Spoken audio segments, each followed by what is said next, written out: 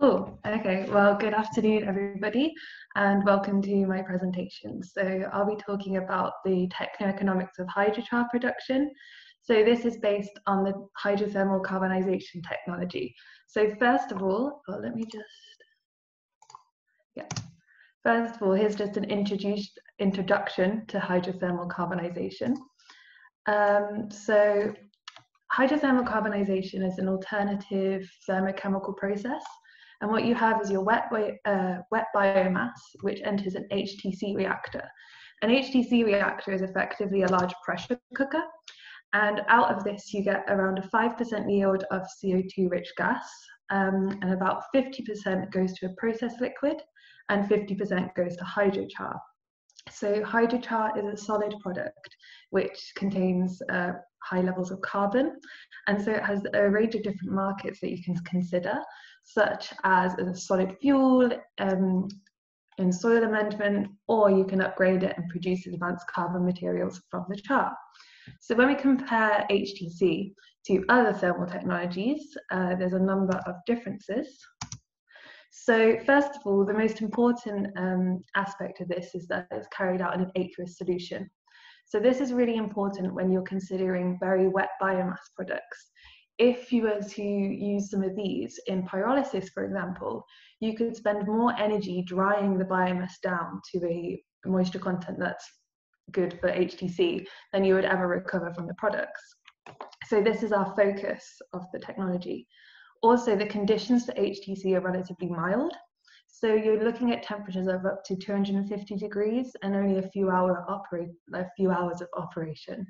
So this is relatively, milder than other technologies. Also, compared and relative to the pyrolysis and torrefaction, you can get higher yields and lower ash contents of your char. However, the char will be of a lower energy content than you may get from another treatment. So hydrothermal carbonization has been developed and it is operational across the globe. So these are a collection of companies. I think they're all based in Europe, but they have plants in other countries too. And they are, some of them have got plants which are economically feasible. But it's important to note that they're focusing on a small section of feedstocks. And often the reason that they've got this feasible and this economically feasible model is because they have targeted the plant locations in areas where treatments of these feedstocks here are very expensive. For example, sewage sludge, there's a lot of legislation in certain countries on its treatment, and therefore HTC can effectively be a cheaper treatment than what you might have to do to bypass some legislations. So it can be a cheaper dewatering technique effectively. So although it has been developed, there are questions that we need to answer when we're looking at its future development and its role in the waste treatment, the world of waste treatment. So something that's important is the feedstock selection. So HTC can be used with a lot of different feedstocks. However, we need to consider which are most suitable for the technology and how different feedstocks are affected differently by it too. Also, we can operate at a range of different conditions, and this gives us differences in our products. So this is something else to look at, as well as plant scale and location. So this is very well linked to the feedstock selection. When you're looking at waste treatments, you really need to think about the availability of a waste, where it's located and how much is being produced, because you don't want to get into a situation where you're transporting waste very large different distances to be treated somewhere, which is something I touch on later. Also, more needs to be understood about the market for the products, because the hydrochar can be sold as a fuel, but there's policies regarding this about its use, and also when you're looking at using it in soil, there's even more legislation and policy which is missing at the moment, and it's meaning it's hard to predict how much money we could make from HTC. So I'm in the final year of my PhD, and this is just an overview of some of the work I've done on the techno-economics of HTC. So in order to set up a techno-economic model, you need some results. So I started with an experimental analysis, looking at the operating conditions and how these related to different yields and properties for the products. These results were then fed through a process model, which is built up of a series of unit operations and based on an industrial scale plant that one of my supervisors is working with. And then the results from the process model lead to an economic analysis, which could use your capital costs, your operating costs, and can lead to market predictions for how we can expect HTC to operate in the future. So, first of all, these are just some of the feedstocks which were tested experimentally. So here we've got one grass-based feedstock and 3 different types of digestate. So if we start over here with the Miscanthus, this is a grass feedstock, and it has an ash content, well, a low ash content of below 5%. So this would mean that we would be targeting our hydrochar for the solid fuel market. As we look at the digestates, the ash contents increase. For the crop-based digestate, you would still consider a solid fuel market. However, when the ash content is approaching and increasing above 30%, you would have problems with slagging and fouling if you were to use it as a fuel. So therefore the markets would, you would focus on soil amendment or fertilizer instead, because these digestates have high nutrient contents, and these nutrients are recovered in the process liquid and the char. So it may be good to have a look at those markets as well.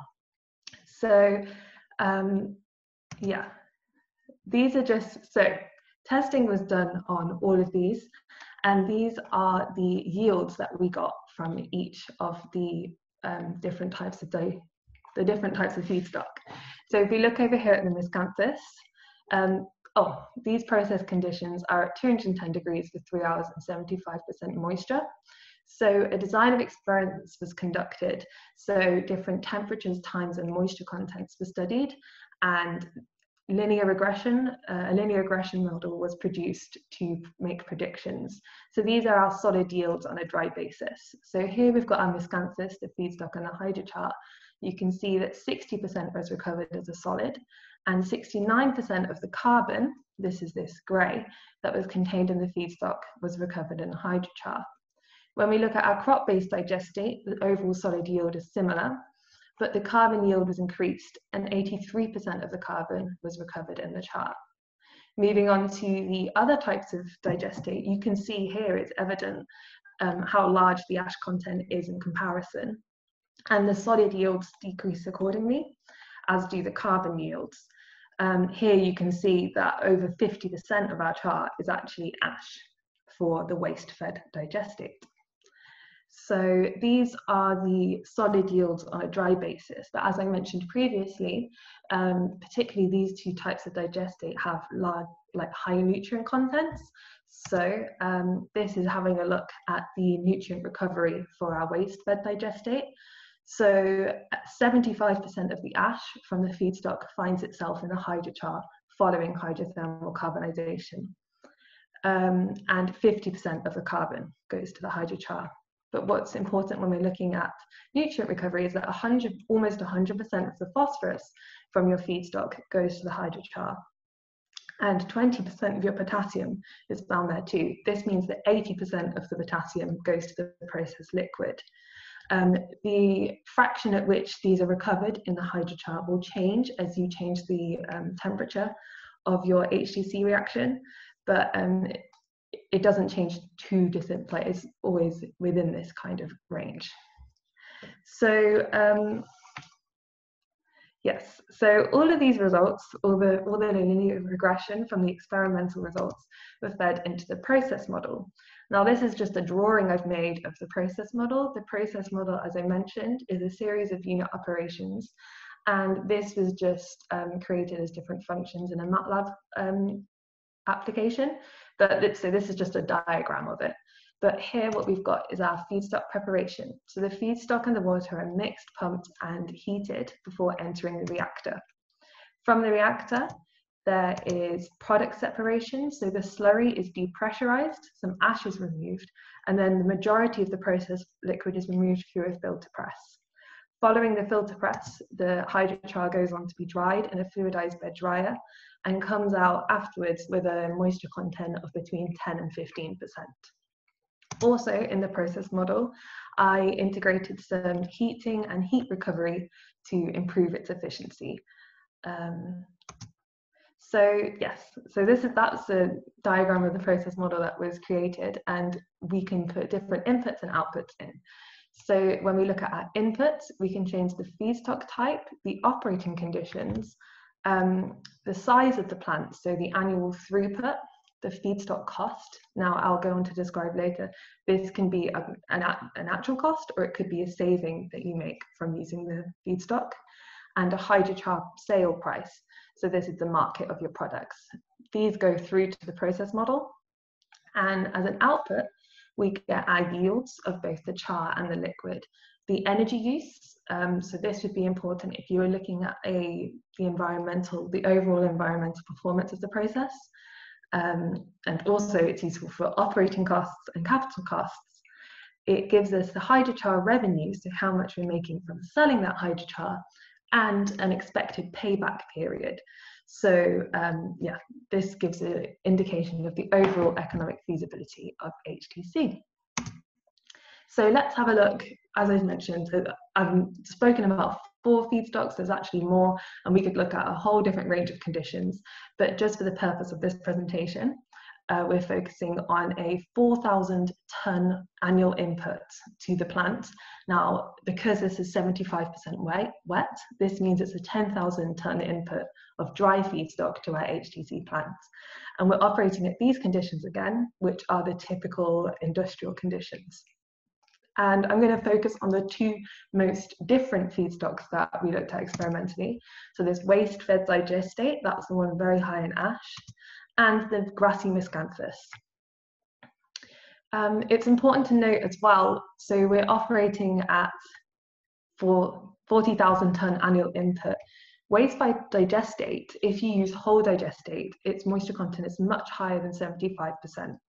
So it's usually around 95%. So you would need to dewater your digestate before entering to HTC. Miscanthus, however, has a moisture content of around 30%, so you need to add water. Now this could be some of the processed liquid that you're producing, but you would need to add this before entry to the plant. So this is the mass balance for both of those feedstocks at the plant under these conditions. So we're putting in 40,000 tons of digestate fibre to the HTC plant, and we get out a fraction of hydrochar, a large fraction of processed liquid. Although this may seem quite large, it's you've only got 75% of what's entering the plant is water, so this isn't too large. A small amount of gas and some water is lost through the drying process. When we compare this to the Miscanthus, you can see, well, it's notable straight away that there's more carbon in the feedstock and therefore more carbon in the hydrochar. However, there's also a higher yield of the hydrochar, so you're putting in the same amount of feedstock, but you're getting out more products. So this is the mass balance, but because of the way the process model is designed, we can also look at the costs. So to operate a plant at this size, the capital cost has been estimated at £4.3 million, and the operating cost is £1.1 million annually. Both of these costs are in line with what's found industrially and also in some literature on HTC. So when we break these costs down, we can see that for the digestate, it's costing us £33 per tonne annually. This is if you assume the capital cost, you just split it over 20 years. It's going to cost you £33 per tonne to process your digestate, and it would cost £261 to produce a tonne of hydrochar. If we look at the Miscanthus, that shouldn't say digestate, but the feedstock, it costs £33 to process the feedstock again. However, it's only costing us £222 per tonne to produce the hydrochar because there's more of it. So it doesn't look like there's a huge difference between the two. However, if we take this one step further and we look at the cost of producing a tonne of carbon in the hydrochar, so this would be important if you were looking at carbon storage. It would cost us almost £900 to store a tonne of carbon in the hydrochar for the digestate.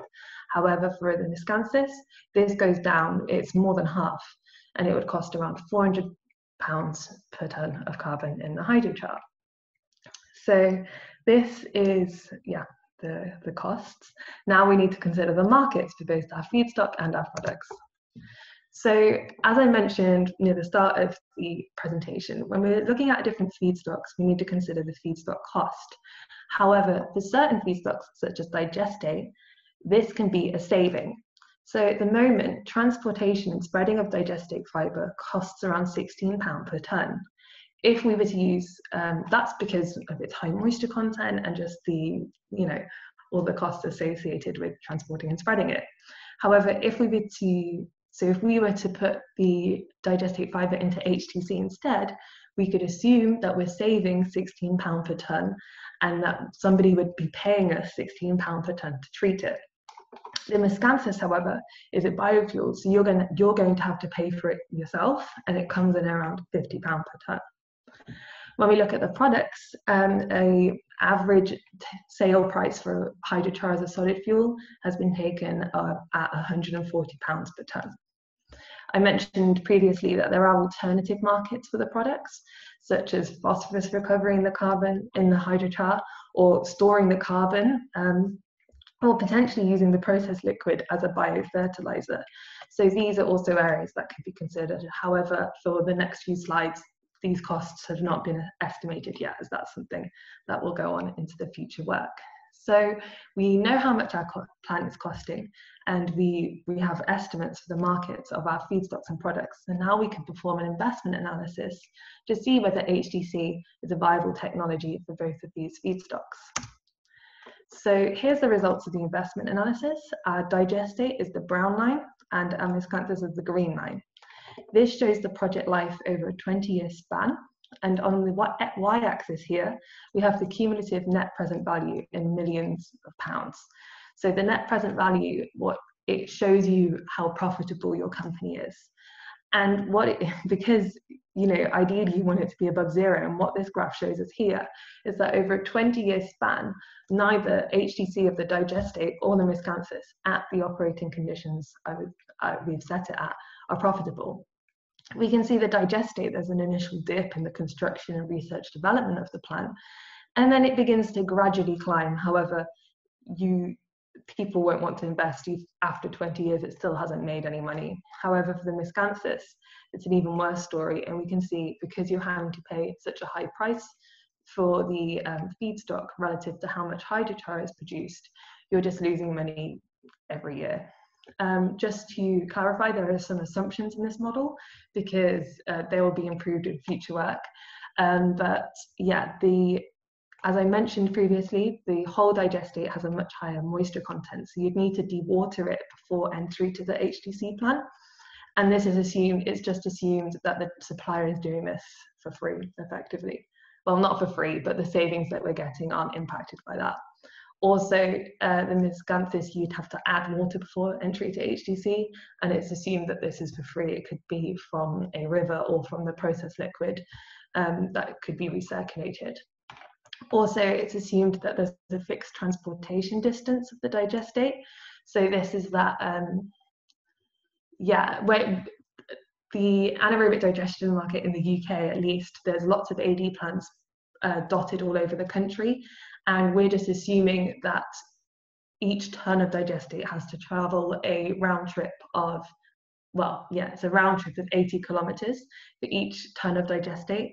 However, this is an oversimplification because in some areas you get high concentration of AD plants, and in others it's much more sparse. And when you're looking, this is actually a very large HTC plant given the amount of digestate that's produced in the UK at the moment.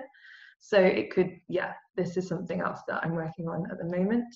And also I've assumed a fixed hydrochar sale price. So that's £140 per tonne.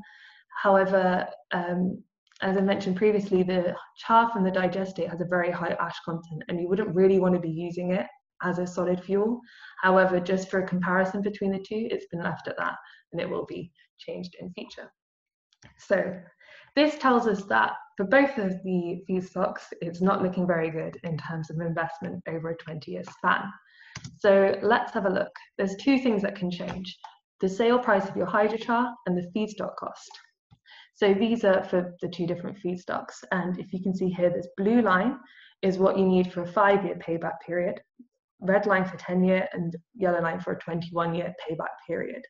So we can see as we save more money, as we go in the negative x-axis, as we save more money, we can sell our hydrochar for a lower price to achieve a payback period in 5 years.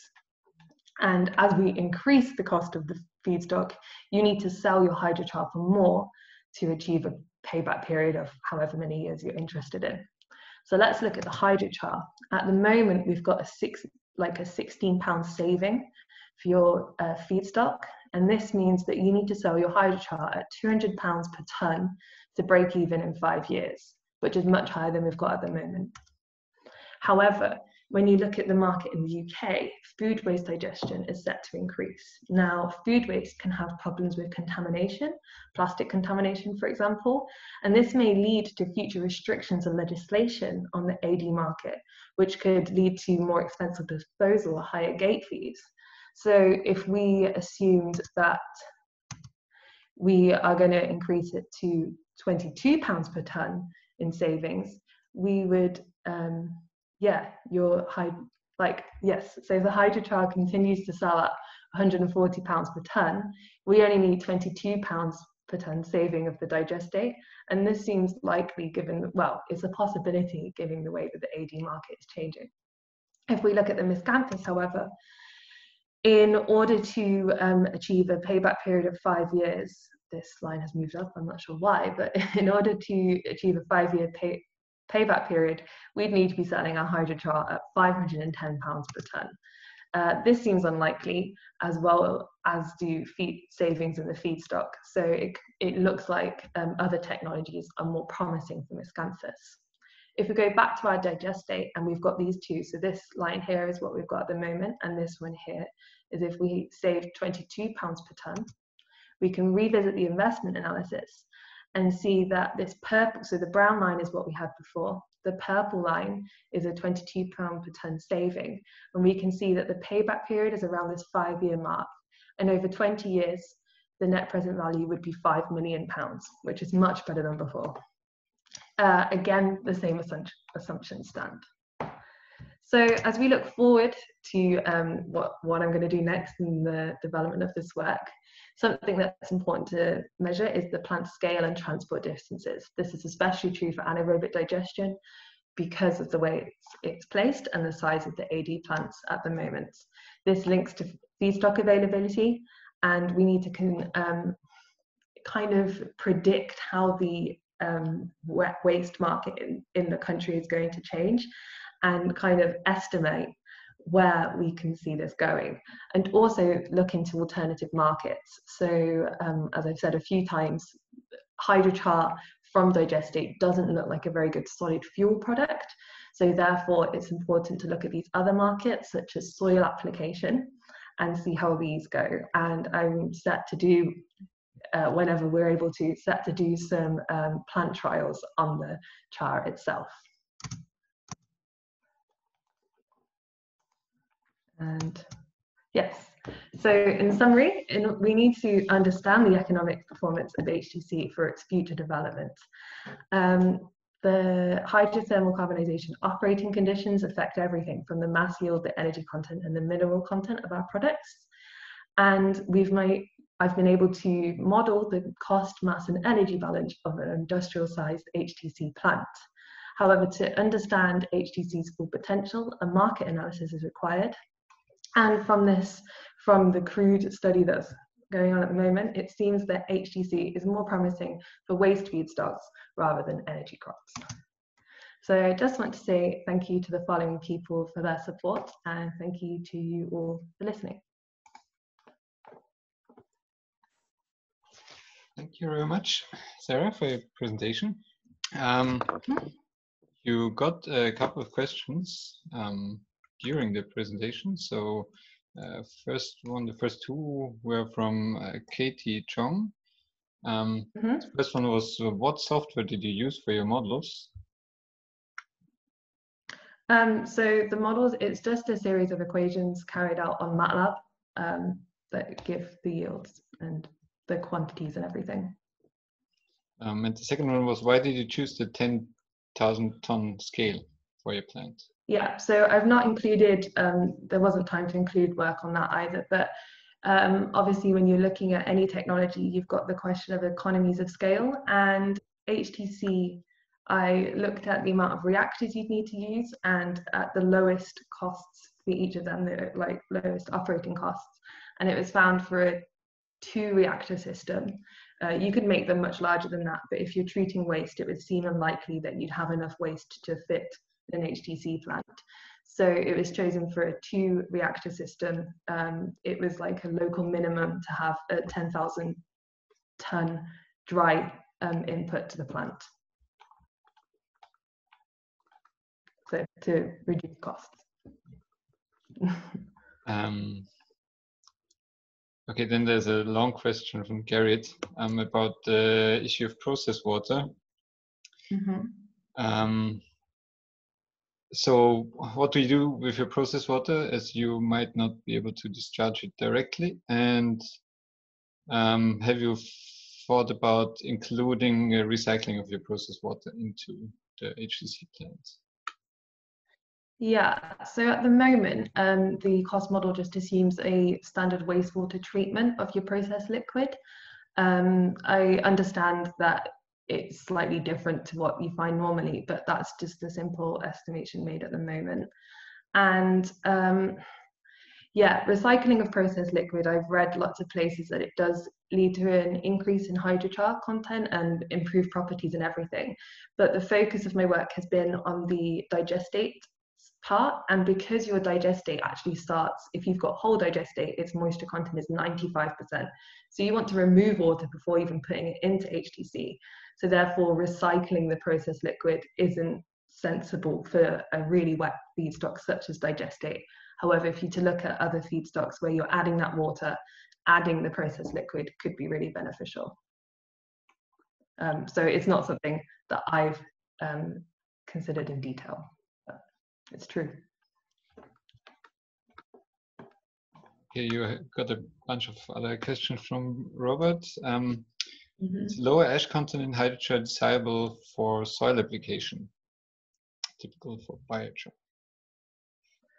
I've not looked into soil application much yet. I imagine there will be some limits on ash content, but also higher ash content means more nutrients in the ash. So yeah, one thing that's really important for digestate and also its hydrochar at the moment is the nitrogen content, because in the UK that's what a lot of the legislation is based on. You can't add too much nitrogen to the soil. So that might be the focus. I'm not sure. Because the second question is also connected to that. Do you know if the recovered ash and phosphorus are bioavailable? Yeah, so that's what I'm hoping. We're working with some people at the University of York, and hopefully when their labs are open again, we're about to start some trials on putting hydrochar from food waste digestate into soil and seeing how it affects plant growth. However, it does seem that some studies at the moment have, what they're telling us at the moment is if you do some simple thermal treatment of your char, then it really improves its property, it's the bioavailability of the, well, it doesn't improve the bioavailability, but it improves the char's performance for plant growth. So it's looking like it's good, but you might need to process it a little bit further with some more thermal treatment. Then the next question of this bulk question was, what is the carbon sequestration potential of your hydrochars? So that's something else I'm looking. Yeah, I'm sorry. No, it's something else that I'm looking at. Like at the moment, we're trying to predict how much. Well, we already know how much carbon from your feedstock can be goes to the char. However, it's a question of whether it's stable in the char, whether it stays there. But if you assume that it does, it has a reasonably good carbon sequestration, and it's certainly something we're looking at to see whether it can be used as effectively as a carbon storage technique. Yeah, you can also send us your samples. We are doing that quite often on biochars if you need a place to do that. Although we are also closed. So does your current plant design recover the thermal energy from the process fluids? It recovers it. So after the HTC process, you have the the slurry, and that's the majority. Well, it's all the process liquid and the hydrochar together, and there's thermal recovery from that. But once you're because after that you've got depressurization and ash reduction, whatever. Once you get to the filter press and you're actually removing processed liquid, the temperature it's not high enough to include heat recovery there. And I think you already answered the last question about the treatment of the process fluids. Yeah. So another question was, what was your process pressure during the HTC? So it's an autogenous pressure. And that's the way that it's like a pressure cooker. You seal the reactor and you just heat it up to reaction temperature. So it's the saturation temperature of the water, the saturation pressure of the water at that temperature. So I think it's around 40 bar at the higher temperatures. Did you assume a batch process or a continuous HTC? It's continuous. Yeah. And then there was another one about the EC value and pH value of a hydrochar, if you know that. I don't know anything about the electric conductivity or pH of the hydrochar. I know that's something that's in literature though, especially like for people who are really looking at applying it to soils. So yeah, there's information out there on that. And then something more on your research area, I guess. How many of these HTC installations are operational, and are they making any profit right now? I don't have an exact number. I know of, I'm fully aware of 3 at least, and but I'm sure there's more. They are making a profit, but at the moment it's small companies that have really found like an area where there's a specific feedstock that for some reason is really expensive to dispose of, and this has kind of stepped in as a treatment to improve that and kind of reduce costs. Or it could be, actually I know that more than 3, I can think of more now. It can be that they've received a large grant from government funding or the demonstration scale, so they are operational and they are making a profit, but only under very specific conditions. So my work kind of looks at beyond that when we start to consider it as a real technology. Not that it's not real, but where people are installing it to actually just make a profit. Where does it fit in within the waste treatment market? Which follow-up question that do you know of research for sewage sludge for treatment of HTC of sewage? Yeah. Yeah, so sewage sludge is something that's definitely been used in HTC. So there's quite a large plant in China which is treating sewage sludge digestate with HTC, and again it's more of a cheaper dewatering technique than anything else. Because I'm not sure of the details in China of sewage sludge disposal, but within that, if you've got to reduce it down, this can be cheaper. And also with sewage sludge in particular, in their digestate, there's really high quantities of phosphorus. So you can install extra equipment which recovers that phosphorus, and that's another market area that I haven't considered in this work. But when you're looking at high phosphorus feedstocks, that could be really key, especially depending on where the phosphorus market goes and whether those prices increase. And I also have one additional question. So because you said that your digestate has 95% moisture content, so have you considered just mixing a dry feedstock to that instead of taking the water out before you HTC it? Something that brings you additional gate fees, probably. Yeah, it's not something I've considered, but it could be that adding in some dry feedstock. I mean, it certainly wouldn't be a problem to add dry feedstock. The overall mixture would still be wet enough. But I think you would still have to include some dewatering, because while a reduction of 95% to 75% doesn't sound like a lot, the actual quantity of water you're removing between those two moisture contents is huge. So in order to add enough dry feedstock to reduce its moisture content down to 75%. That would be a lot of dry feedstock. So I imagine you'd still want some dewatering, but I'm not sure. Then one more question came up now. Can you tell about the relation in operation and temperature and yields to hydrochar? Yeah, so it's found in lots of studies, and it's what happened with mine as well. When you increase your temperature, your yield of hydrochar decreases, but your energy content and carbon content increase. So depending on whether you're looking for a cheap technology, it might not be worth going to higher temperatures. However, if you want to make a really good hydrochar material, you may favor going to higher temperatures to improve its properties. And yeah, with a decreased yield, however. So you need to kind of do a trade-off. How much is this hydrochar going to sell for, depending on its energy content and its amount, and try and find the ideal solution. Okay, I think that was quite a lot of questions now. I hope I didn't forget anyone there.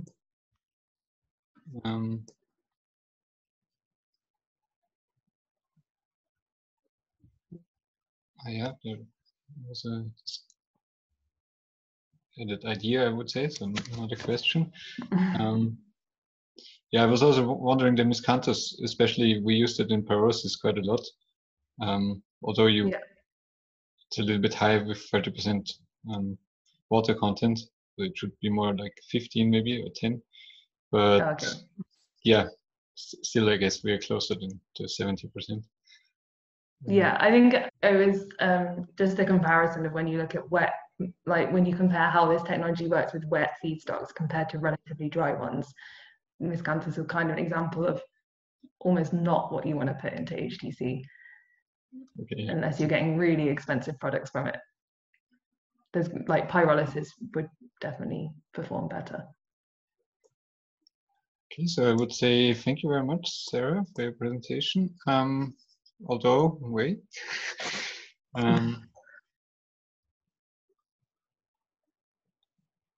Is there a point in retaining volatile gases that are burned off in heat treatment? Is that like the flue gas from the natural gas? There's recovery of the flue gas from the boiler that's used in the process model, but in heat treatment, yeah. Or the heat treatment of the char to produce, I'm not sure, maybe, yeah.